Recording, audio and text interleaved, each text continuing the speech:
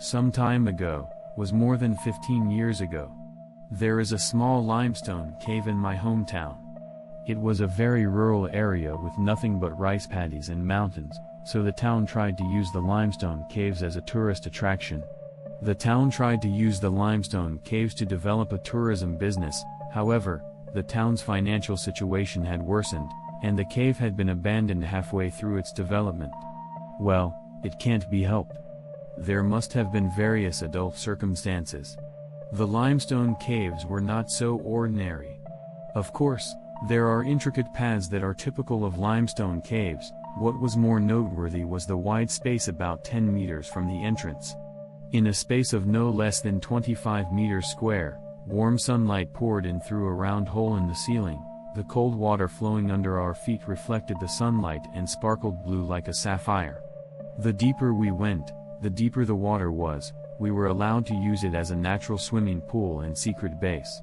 Of course, we were strictly told by the adults not to go into the caves. We were still too young to fully understand why the adults were telling us not to play in the caves. We never got tired of playing in the cave every day, and we used to sneak in snacks from home. We used the cave as if it was our room. It was on such a summer day that I met him. It was the day of the summer festival, the biggest event in the village. On that day, we didn't play in the limestone caves. We were running around the shrine grounds while the adults were preparing for the summer festival. He seemed to be following one of the adults who were preparing for the summer festival. He was sitting under the shade of a tree. He watched us play for a while. When I became the tag player, he asked me, "Will you join me?" I was the tag team player. I said, "Sure, but who are you?" I was a bit taken aback by the boy, who had an air of sophistication that is hard to find in the countryside. Seeing me like this, he laughed and said, "I'm Taro. It was summer vacation and I had some free time, so I came to visit my grandfather's house," he said, introducing himself briefly.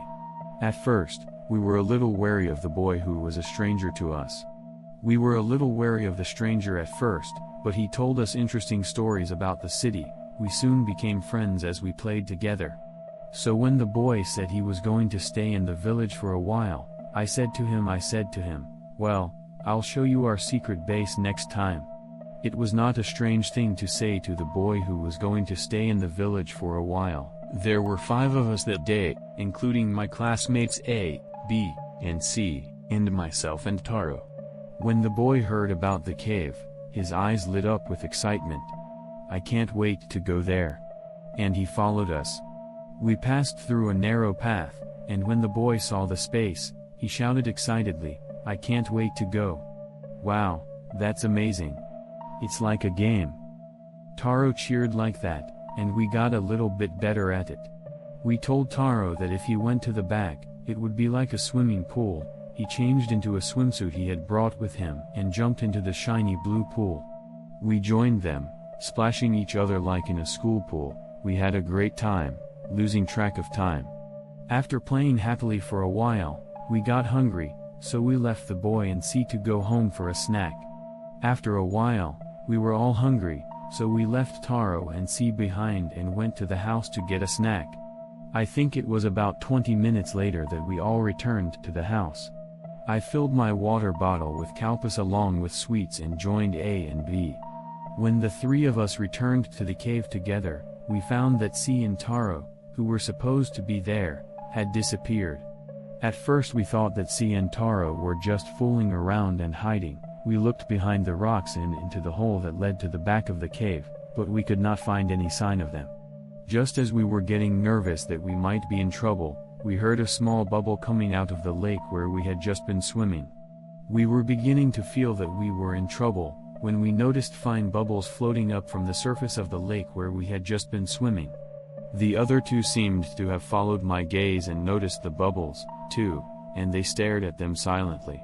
After staring at the bubbles for a while without saying a word, the bubbles gradually became smaller and smaller, and then disappeared.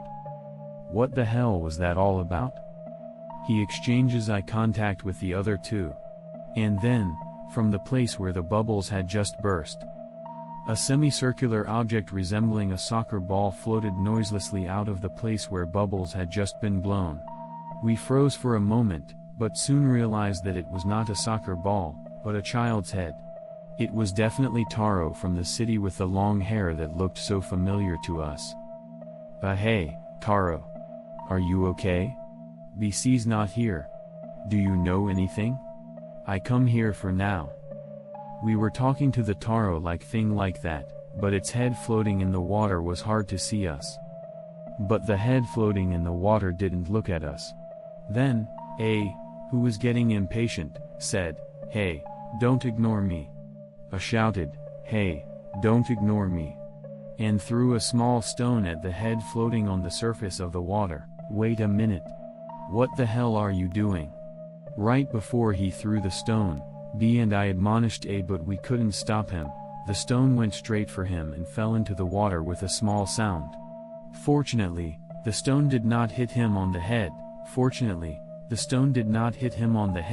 But because it fell so close, he was splashed by the splashing water. B, it's dangerous. Me, what if it hits you?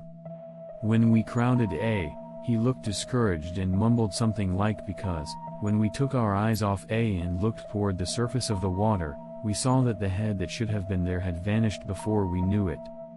Hey, I was about to shout out. Gabo! Gabo! From the narrow limestone cave passageway leading to the back, wearing wet boots. I heard a sound like walking, echoing off the cave walls. It was a small sound, so A and B, who were arguing, had not yet noticed.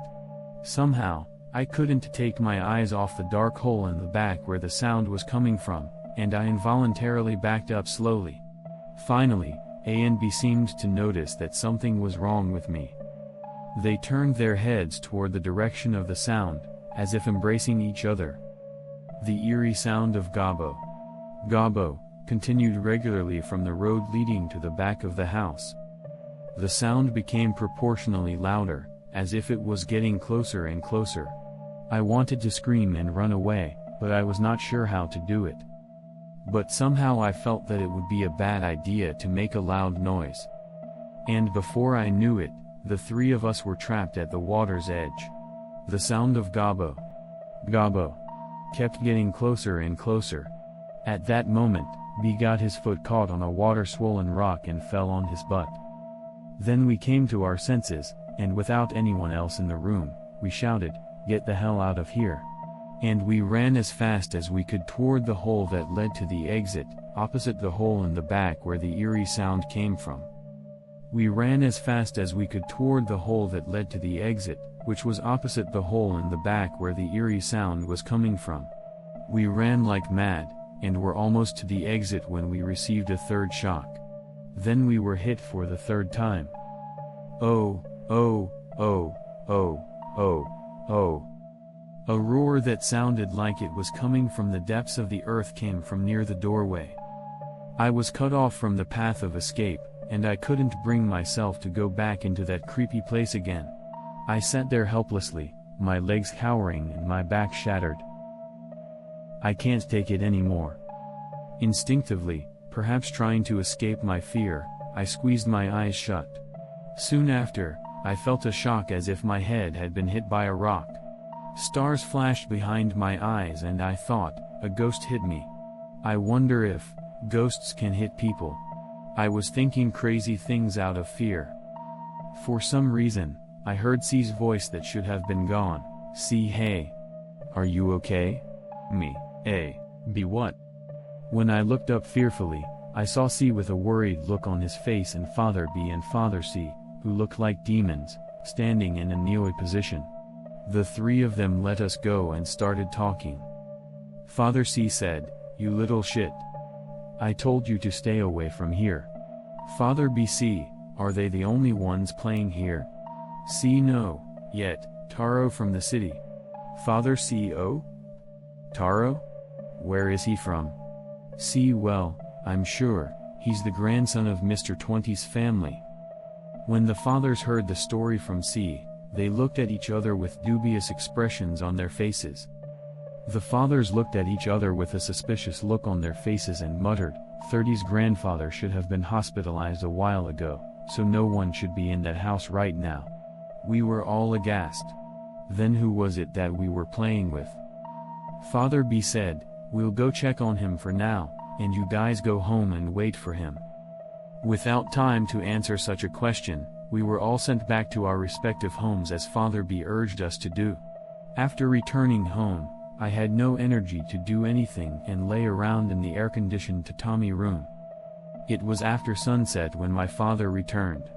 He came running into the room with a bloodthirsty look on his face, and when he found me, he punched me, saying, "You stupid bastard," and punched me. I was so surprised that my normally mild-mannered father had punched me that the pain had blown away. Stunned, I looked up at my father, who sighed and spoke quietly. People have always said it's not a good place to go. There were many stories of people disappearing and people getting hurt. When the development was proposed, the village opposed it. However, the town forcefully tried to develop the area. So construction began, but as expected, there were many accidents, and the development was abandoned in the middle of the project. We don't know what kind of children you and your friends were playing with, but we don't know. But you should not go to that limestone cave anymore.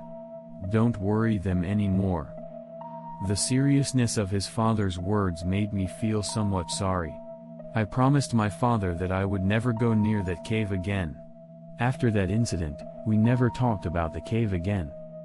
As for the missing boy, there was no indication that anyone was living in his grandfather's house. It was settled that it must have been a hallucination associated with our collective psychology. I thought the statute of limitations had passed since I became an adult, so I asked him about it at a bar where we were drinking. I asked him about it over drinks, and he told me that it had been used as a natural water prison, and that it had been an air raid shelter during the war. There are many anecdotes about it.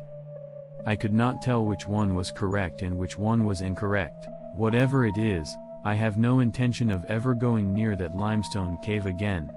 I don't want to hear that gobbo sound. I can't help but feel that the boy is still waiting for us, just as he was then. This is the end of this story. Thank you for listening to the end.